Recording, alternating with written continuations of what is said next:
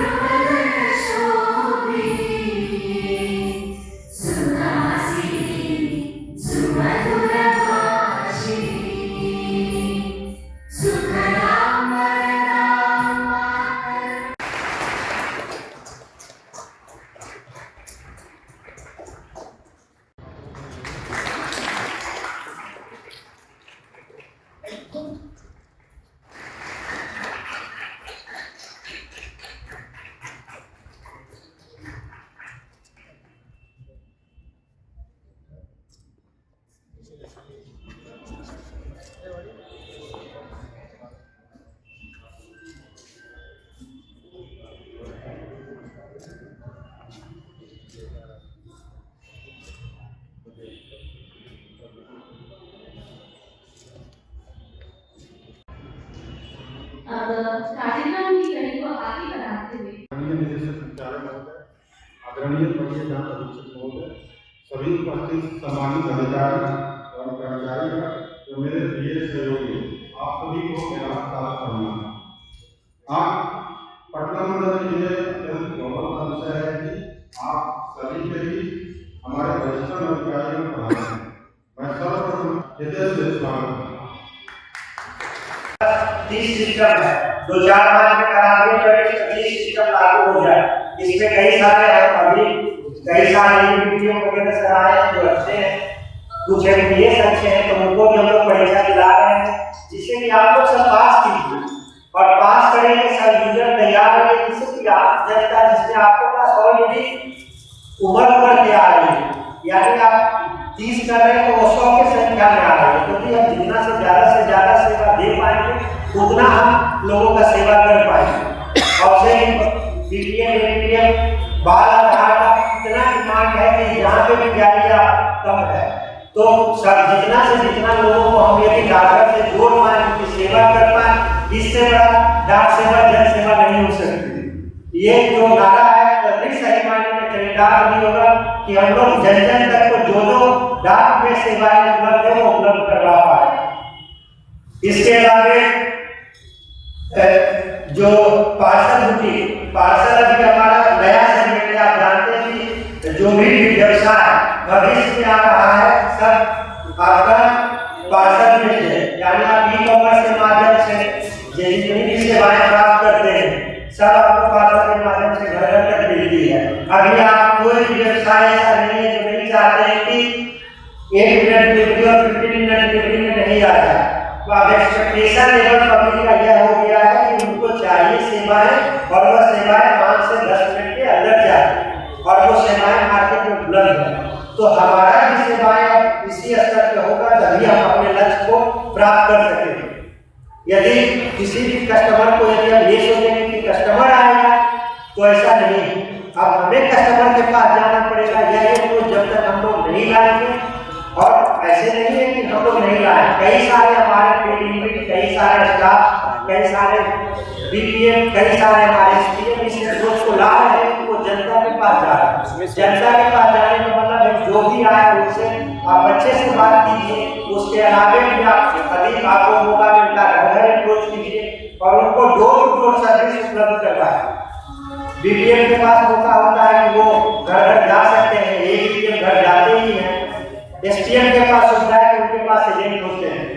आपके एरिया में कोई भी अभी कस्टमर आए हैं तो उनका सेवा कर दीजिए, उनका खाता खोल दीजिए और उनके घर तक आप खाता का पासबुक भिजवा सकते हैं। और एजेंट आपके टीम से ऐसे भी कनेक्टिंग का काम करते हैं जहाँ से आपके पास बहुत सारे बिजनेस आते रहते हैं। तो हम लोग एक डाकघर में कई सारी कड़ी है जिसमें एजेंट भी है, हमारा भी है, उसके बाद हमारे पोस्टमैन स्टाफ है, एमपीएस स्टाफ है, सभी जब मिलजुल करके एक साथ काम करेंगे तो इसमें कतई मुझे कहते हुए संकोच नहीं होता है कि हम लोग जो भी लक्ष्य चाहेंगे उसको आसानी से प्राप्त कर सकते। और पटना डिवीजन हमेशा से वो अव्वल रहा है, अव्वल रहेगा। ये आप सबसे कभी निकला तो बिहार में जिनको प्रतिभा है आप जरूर इस लक्ष्य को प्राप्त करेंगे। इन्हीं बातों के साथ बेटियों की शिक्षा, सुरक्षा और आर्थिक सशक्तिकरण पर जोर देते हैं, जिससे उन्हें आत्मनिर्भर बनाया जा सके। और इसी के साथ आज के विचार नाम देना है हमारे के द्वारा सुकन्या समृद्धि योजना के अंतर्गत 500 प्रदान करके एवं घर को बनाएंगे। मैं आग्रह करती हूँ आपको से इसको करना है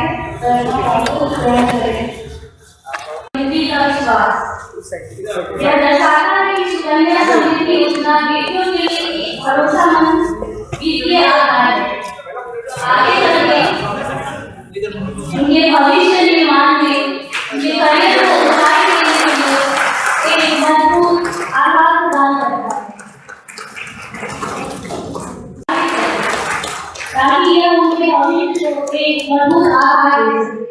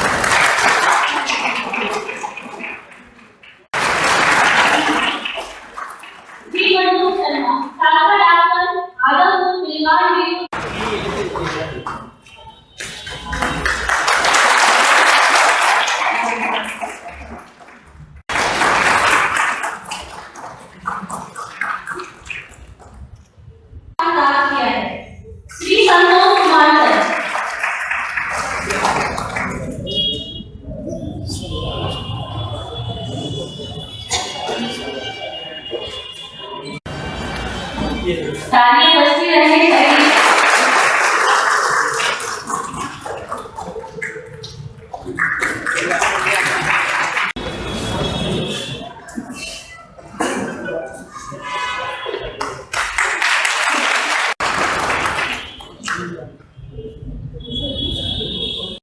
एसएसजी फर्स्ट श्रेणी में प्रथम स्थान प्राप्त किया।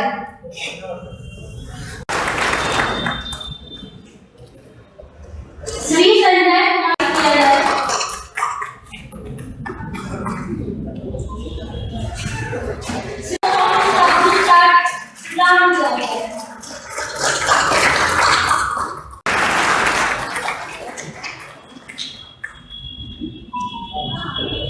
श्री विनीत कुमार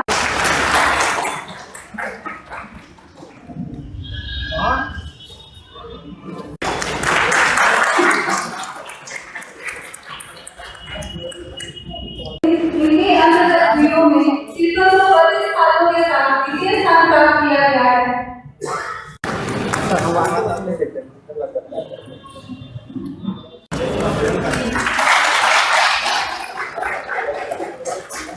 श्री रवि कुमार पटना डिवीजन एलएसटी डाक सहायक पटना सचिव। बहुत बढ़िया, ये हुआ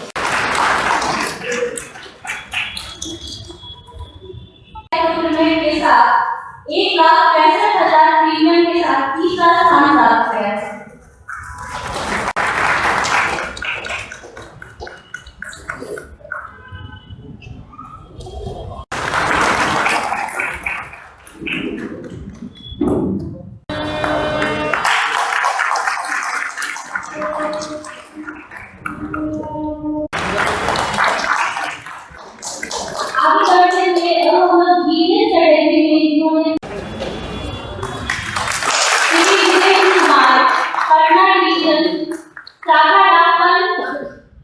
राजीपुर शाखा डाकघर विक्रम में कुमारी, नगमा शाखा डाकघर नवलपुर इन्होंने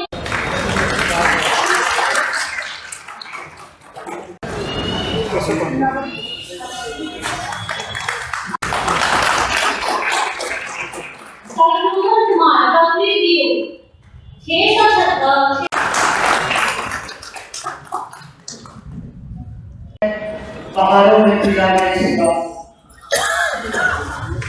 और किसने देखी है पहाड़ों में पीला देगा और कर सकता है इसका ख्याल देगा। इसको मालूम है सदा की जवाब लग रहा है लेकिन कौन बनाएगा मकान देगा। तो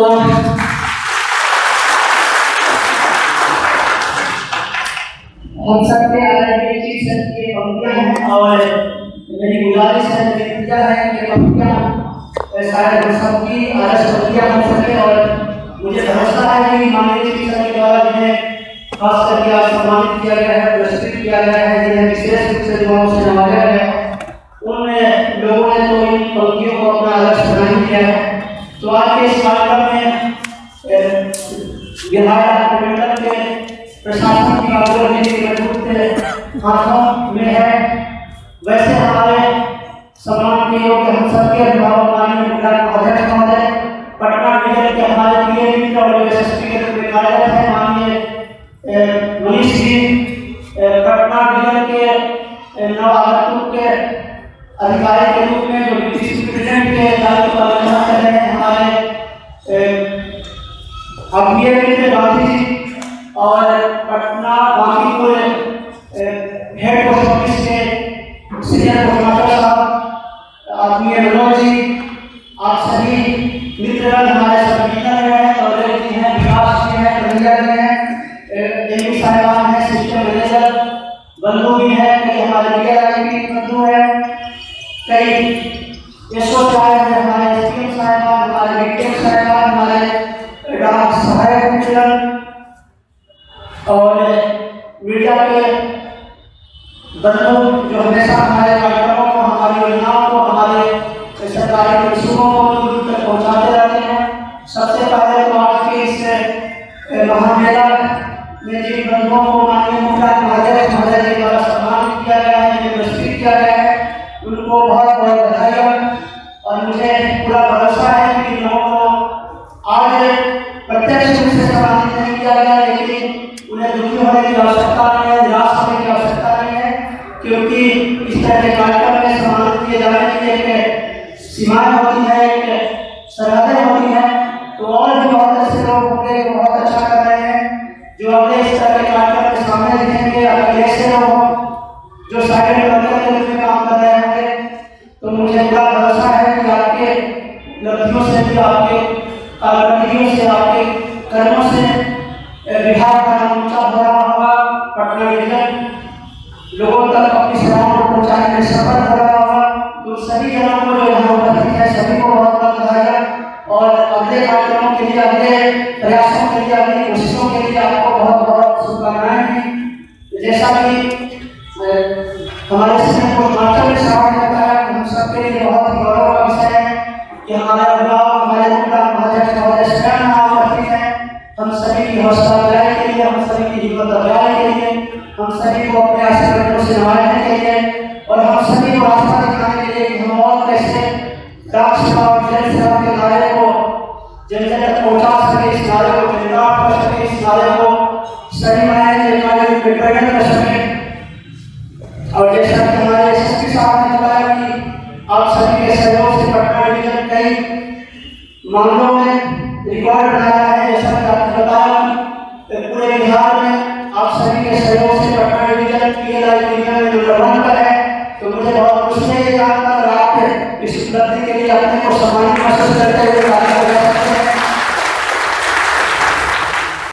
जैसा कि सीनियर पोस्टमास्टर साहब ने बताया माननीय शिक्षक का जब आपकी कोई रिव्यू हुआ था उसके बाद सर के द्वारा निर्देश दिए गए थे उन निर्देशों को अमली जमा कराया गया है। मुझे इस बात की खुशी है आज सर के द्वारा और भी जो हम लोगों को आदेश दिया जाएगा कि कैसे हम पटना डिवीजन को और बेहतर डिवीजन के रूप में परिणत कर सकें। पटना डिवीजन जिसकी बहुत बड़ी ताकत है पूरे बिहार समिति में जितने भी हमारे वर्ग पोस्ट जितने भी कार्यरत है उसमें 10% से भी ज़्यादा लोग पटना में हैं।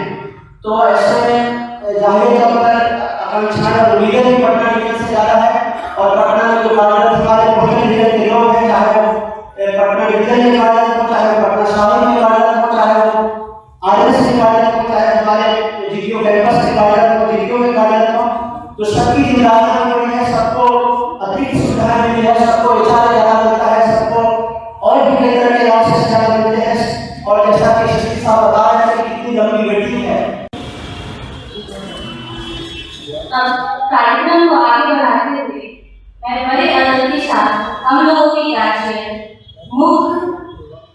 निरीक्षक सर को अपने आशीर्वाद वचन एवं मार्गदर्शन के लिए आमंत्रित करें।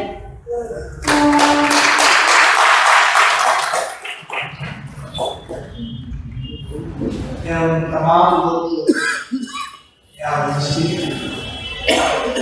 सबसे पहले जिन लोगों को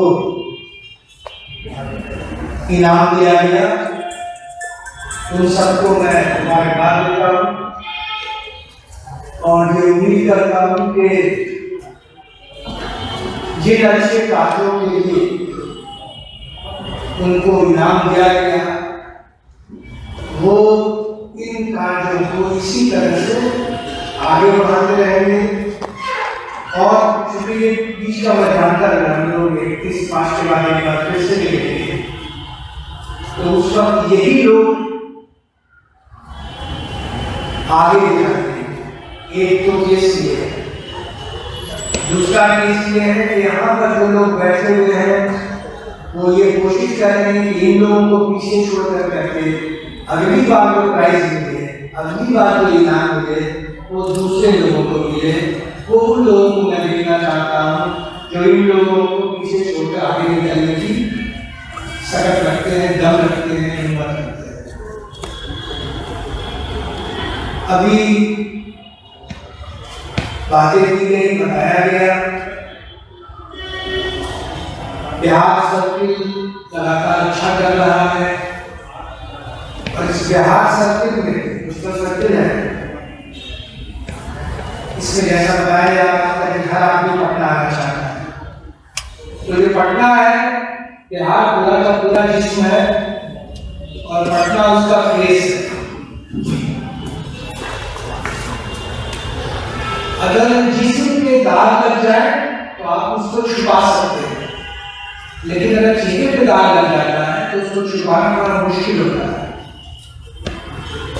तो आप पर पटना डिवीजन पर दाग बिल्कुल नहीं लगना चाहिए, वरना इसको छुपाना बहुत मुश्किल होगा।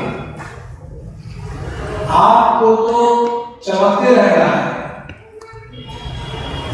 और इस चमकते रहने के लिए आपको जितनी भी कोशिश करनी पड़े वो कोशिश तो करनी ही हो। बिहार सर्किल चाहे वो अकाउंट खोलने की क्षेत्र में हो, चाहे वो आरबीआई के क्षेत्र में हो, चाहे वो स्पीड पोस्ट बुकिंग हो या स्पीड पोस्ट की डिलीवरी हो, अन्य मेल की डिलीवरी हो, इन सब में काफी अच्छा कर रहा है। क्योंकि जब कंपटीशन हो, प्रतिस्पर्धा होगी तो कोई नंबर 1 होगा, कोई नंबर 2 होगा, कोई नंबर 3 होगा, कोई नंबर 10 पे आएगा। देखने वाली बात यह है कि नंबर 10 पर जो है वो कहाँ पर है। यानी जैसे आप ओलंपिक में देखते हैं तो जो नंबर 1 पे जो दौड़ रहा होता है उसको गोल्ड मेडल मिलता है और जो नंबर 10 पे होता है मिलाया जाता है, उन दोनों के बीच का फर्क अगर हम लोग 100 मीटर रेस में लेंगे तो 1 सेकंड का भी नहीं होता है, या और बड़ी रेस का 1 मिनट का भी नहीं होता है। यानी जो नंबर 10 पर है वो भी अपने फील्ड का माहिर है। ये नहीं है कि वो 10वें स्थान पर तो आ गया, इसका मतलब ये नहीं है कि उसने कुछ काम नहीं किए। हम लोग ये देखना चाहते हैं कि जो हमारा नंबर 10 पर भी है पटना डिवीजन का, नंबर 50 पर भी रहे, वो दूसरे डिवीजन के नंबर 1, 2, 3 से ऊपर रहे, तब मजा है।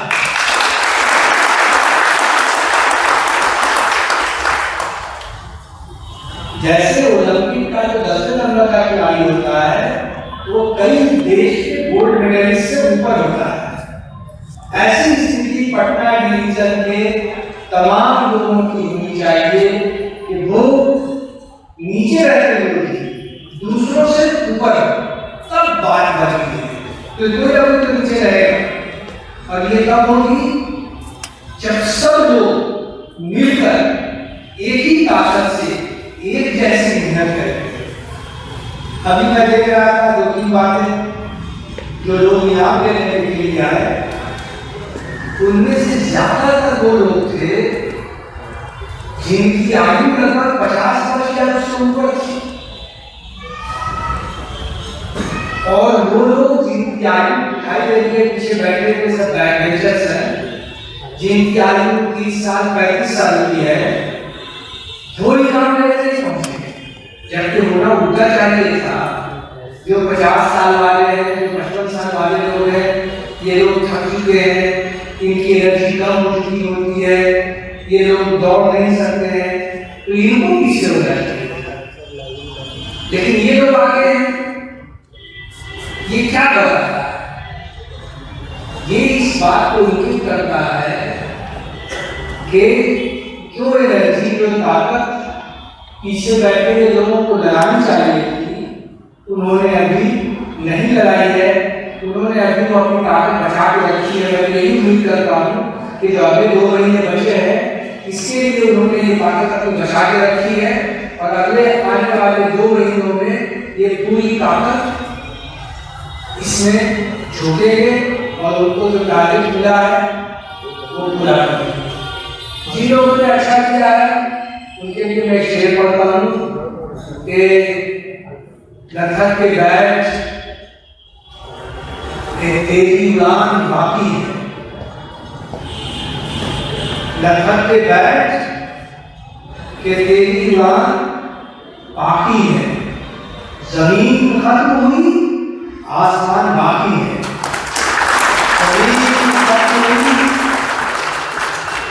जमीन खत्म हुई आसमान बाकी है। और जब आसमान होता है फिर आसमान की कोई सीमा नहीं होती है। आसमान के मतलब भी होता है कि कहाँ तक जाना है, इसकी कोई सीमा नहीं।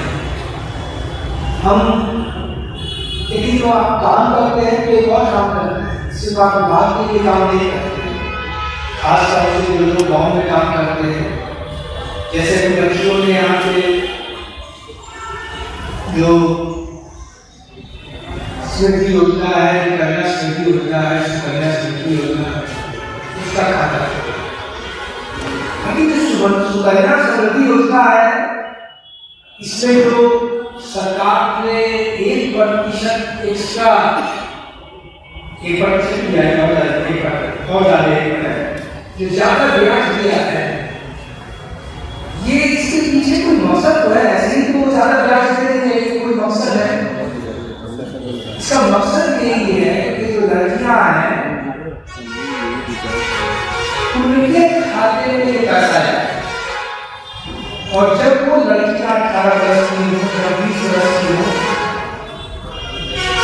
तो उनसे जुड़े हुए जो खर्च है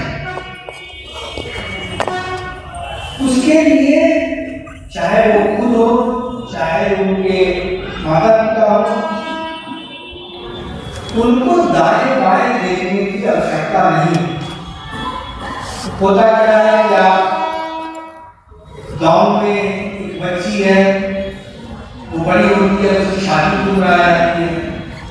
अब शादी की उम्र आई तो शादी में बहुत सारे खर्च जुड़े हुए हैं,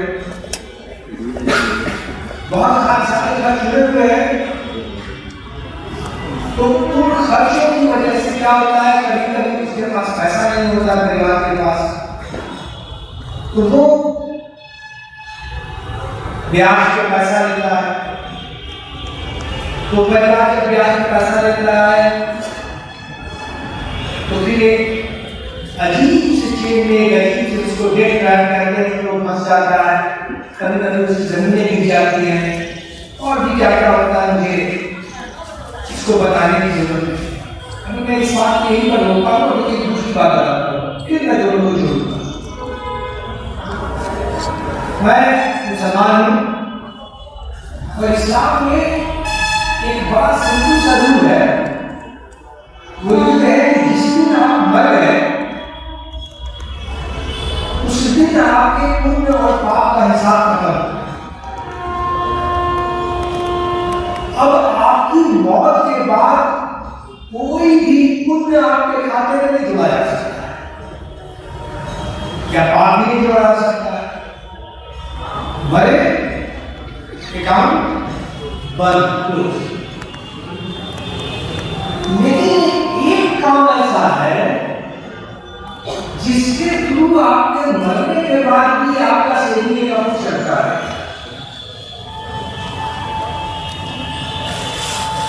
तो वो कौन सा अकाउंट है भाई कि मरने के बाद भी चलता रहे? तो कहा ये गया उसका टर्म है सबके जाजा। ये जो कहा ये गया कि जैसे आपने अपनी जिंदगी में एक कुआं खुलवा दिया, आप मर गए, लेकिन जब तक उस कुएं से लोग पानी पीते रहेंगे तब तक आपको उसका पुण्य मिलता रहेगा। कोई बीच में आएगा नहीं। नमाज का अकाउंट क्लोज, रोजा का अकाउंट क्लोज, हज का अकाउंट क्लोज। लेकिन जो आपने सामाजिक कार्य इस तरह के किए थे, कुएं खुदवा दिए थे, कोई यतीम खाना बनवा दिया था जिसमें बच्चे रह रहे हैं अभी भी और कोई यतीम है, तो जब तक भी रहेंगे तब तक ये अकाउंट चलता रहेगा। अब मैं आता हूँ फिर पहले पॉइंट से आया। जब आप किसी बच्ची को शादी में जा रही है और अगर उसको आप किसी साहूकार के हाथ से बचा लेते हैं तो यकीन मानिए कि आपको उसका पुण्य लगातार मिलता है।